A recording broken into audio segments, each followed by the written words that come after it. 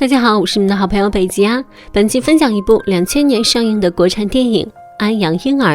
故事发生在2000年初，当时正经历着工厂退休浪潮，肖大全就是其中的一员。那年他40岁，还是个光棍儿。失去工作的他整天无所事事，一个人在大街上闲逛，这一逛就是一整天。夜色降临，大全摸着肚子来到了一家路边面摊，打算吃完面果腹。刚一坐下，却发现自己身无分文，只好尴尬地离去。回到家后，大全翻箱倒柜，半毛钱也没有找到，只找到几张剩下的工厂菜票。他想着用菜票换钱，毕竟这些东西对他来说已经用不着了。敲门询问了好几家工友，却无一例外地遭到拒绝。最终他在自己的好友那里换了34块。有了钱，大全再次来到了面摊。刚一坐下，摊主就把一个孩子塞到了他的怀中，让他帮忙照看一会儿。大全问道：“这是你的孩子吗？”摊主回答：“不是，是刚才一个女人来吃面，丢下孩子后就走人了。这不是弃婴吗？缺德啊！”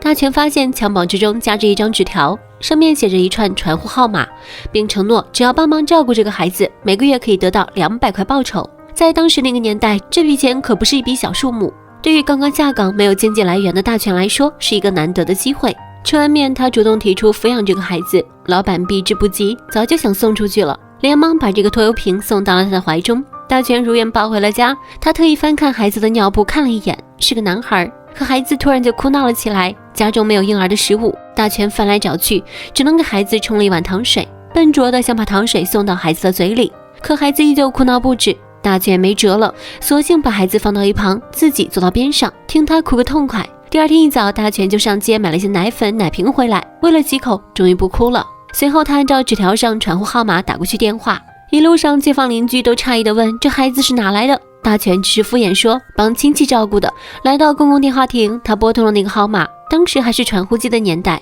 很快得到了对方的回应。二人相约在一家面馆见面。大全带着孩子先到了，不一会儿，一个衣着靓丽的女人坐在了他的对面。她叫小红，是孩子的母亲。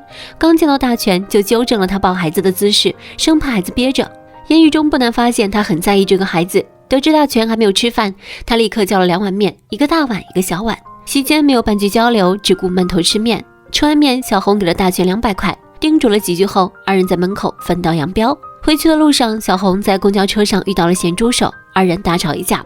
车上乘客只顾着看热闹，没有人愿意搅和进去。下车后，他来到了一家银行，给家里汇了600块，汇款单上备注着：“爸，让弟弟上学。”他的老家是千里之外的黑龙江，重担全部压在了小红一个人的身上。小红住在一个又脏又乱的出租屋，房间不大，却住着6个年纪相仿的姑娘，她们都是站街女，靠皮肉生意赚外快。男孩就是小红意外下的产物，不过小红并不反感，之所以送走他，是因为自己所处的环境实在是不利于孩子的成长。简单的洗漱之后，疲惫的他躺在床上准备休息，可是还没有过1分钟，传呼机就响了起来。小红知道又有生意上门了，她起身前往了自己做生意的按摩城。说是按摩，其实就是做一些见不得光的事儿，里面男男女女都在寻欢作乐。见小红来了，一个喝得醉醺醺的客人要求今晚让他陪，此人正是孩子的父亲，黑社会的老大，身边是他的4个马仔。老大见到小红就抓着不放，小红不愿意跟他亲近，一把将他推倒在地。黑老大责怪小红和别的男人上床，让他把赚的钱都交出来。小红不甘示弱，恶狠狠地说道：“我的钱都用来养你的兔崽子了。”老大还以为这是一句气话而已。大全有了钱以后，就用竹筐给男孩做了一个婴儿床，自己也在马路边上开了一个自行车修理铺，孩子放在旁边，边照顾孩子边修车，赚钱养娃2不误。这天，大全的好友找到了他，要给他介绍一个对象，说是35岁，农村户口。大全一听乐开了花，想想自己都40了，该结婚生子了，满口答应了下来。可回到家后，转念一想，自己没有钱，没有颜，也没有本事，现在身边又多了一个累赘，根本就没有女人能够看得上。想了想，收养了这个孩子还是太冲动了。命运多舛，孩子的亲生父亲在一次意外晕倒之后，来到医院做检查，发现是癌症晚期，剩下的时间已经不多。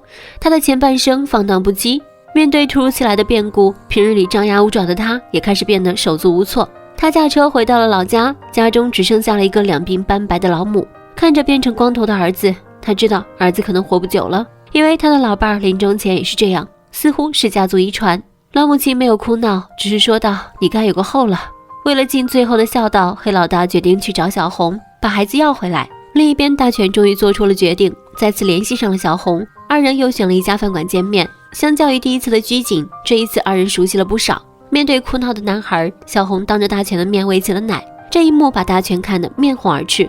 不过他还是说出了此行的目的，他要把孩子还给小红。小红震惊，他别无他法，为了让大全继续抚养孩子，小红决定让他睡一晚，这是自己身上除了钱以外最吸引男人的东西了。春宵过后，大全冒出了一个疯狂的想法，他劝小红不要再做站街女了，如果非要做就来自己家里做，两人一起照顾孩子，顺便搭伙过日子，岂不美哉？就这样一个畸形的家庭诞生了。白天有生意上门，小红就在男人家里做，大全则领着孩子去楼对面摆修车摊。可当他真的看到小红领着一个个男人走进屋后，他又会忍不住的难受。路明明是自己选的，可这种钻心的后悔到底是什么滋味呢？也许只有他自己明白吧，只能自作自受了。有时候他还趁嫖客上楼，把他们的自行车砸个窟窿，顺便为自己找个生意。和大全在一起后，小红也不再穿艳丽的服装，反而开始偏向于灰暗的颜色。于他来说，只有这样才会让自己显得和别的妇女无异。休息的时候，二人就一起逛街买东西。有一瞬间，他似乎忘记了自己身上的枷锁，像对真正的夫妻一样。隔天，他们又带着孩子去寺庙祈祷，还去了一家照相馆拍下了第一张的全家福。三人坐在一起，就像是真正的一家三口。那天夜里，三个人躺在一起。小红说：“等到来年春天，我就不干了。”大全没有回复，但是木讷的表情中满是喜悦。这种日久生情的感情可以理解。眼看着日子一天天的好起来，但是该来的还是来了。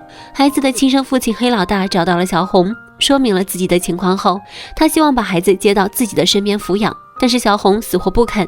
这时大全从外面回来，黑老大并没有把他放在眼里，只是告诉他自己要办点事，让他在外面等一会儿。可是执拗的大全不愿意看到小红受委屈，折返回来后和黑老大扭打在了一起。争执之下，大全失手误杀了他，大全也因此进了监狱。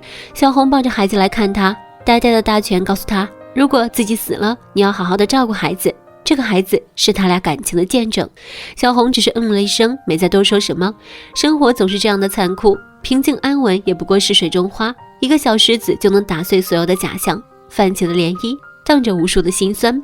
离开监狱的小红再一次来到了二人第一次见面的面馆，她仍旧点了2碗面，仍旧是一大一小，只是这次她的对面空无一人。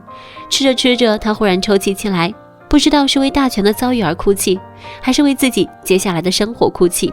忽然孩子的啼哭把她从悲伤中拉了回来，生活还要继续，她的悲伤没有人会怜悯。1个月之后，小红重新回到了以前的出租屋，换回了艳丽的服装，重新做起了皮肉生意。在一次扫黄抓捕活动中，女人们四散奔逃，情急之下，小红一把把孩子塞到路边男人的手中，就像当年她把孩子塞给面摊老板一样。等她躲过追捕之后，孩子和路人已经不见了踪影。她四处打听，结果被便衣警察逮了个正着，她也被关进了监狱。阴暗的监狱窗户透进来一缕阳光，小红呆呆地看着，竟幻想出自己把孩子交给了大全。故事到这里就结束了。这是一部在国外好评如潮，国内却鲜有人问津的冷门电影。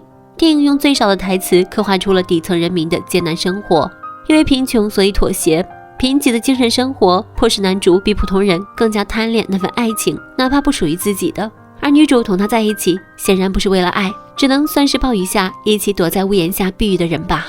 他们每个人都拼命想要摆脱自己现在的生活，不过最终无论是天意也好，意外也罢，他们终究都没有成功。也许人生就像编程，越改 bug 越多。本期的故事到这啦，小伙伴们，下期见，拜拜。